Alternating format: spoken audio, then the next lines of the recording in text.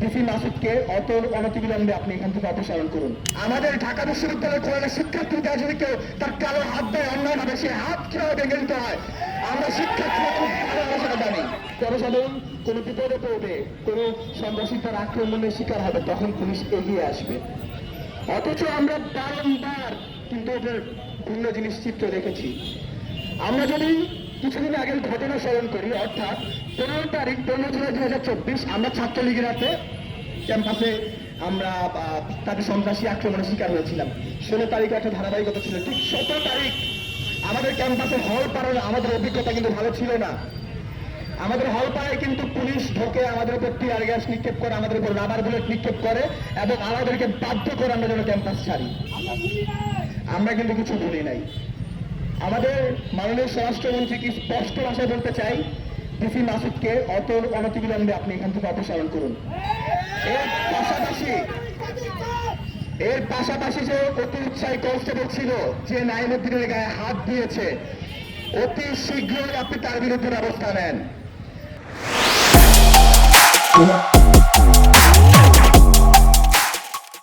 না হলে আমাদের অতীত ইতিহাস কিন্তু ভালো না। 1/11-এর সময় কিন্তু আমরা দেখিয়েছি, আমাদের ঢাকা বিশ্ববিদ্যালয়ের কোন শিক্ষার্থীরা যদি কেউ তার কালো হাত দেয় অন্যায়ভাবে, সে হাত কিভাবে ভেঙে দিতে হয় আমরা শিক্ষার্থীরা খুব ভালোবাসা জানি। এটা আমাদের লাস্ট ওয়ার্নিং, হুঁশিয়ার হয়ে যান। সবাইকে ধন্যবাদ। আসসালামু আলাইকুম।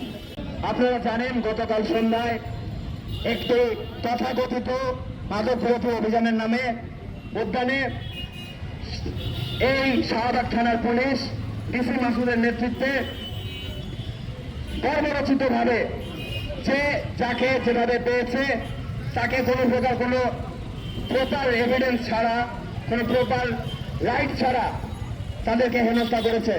আপনারা ইতিমধ্যে জানেন, সাংবাদিক ভাইয়েরা বিশেষ করে, যে আপনাদের অনেক সহকর্মীরাও এই ঘটনায় ভুক্তভোগী হয়েছেন এবং অনেকে এখন হাসপাতালে ভর্তি রয়েছেন। এরকম আমরা আমাদের নাগরিক অধিকার নিশ্চিত করার জন্য যে সাংবিধানিক অধিকারের কথা আমরা বলি, যে আমরা শিখি, সেই শিক্ষার্থী ভাইদের উপরে এই সরকারের দ্বারা যখন যে সরকার, যে ক্ষমতা কাঠামো, যে মন্ত্রী ক্ষমতায় থাকে, তার পেশা দুঃখটা ব্যতীত এর কোন ইউটিলিটিকে আমরা দেখতে পাচ্ছি। আমরা জুলাইয়ে ভুক্তভোগী হলাম, জুলাইয়ের পরে এক তথাকথিত আমরা সরকার দেখলাম যারা সংস্কারের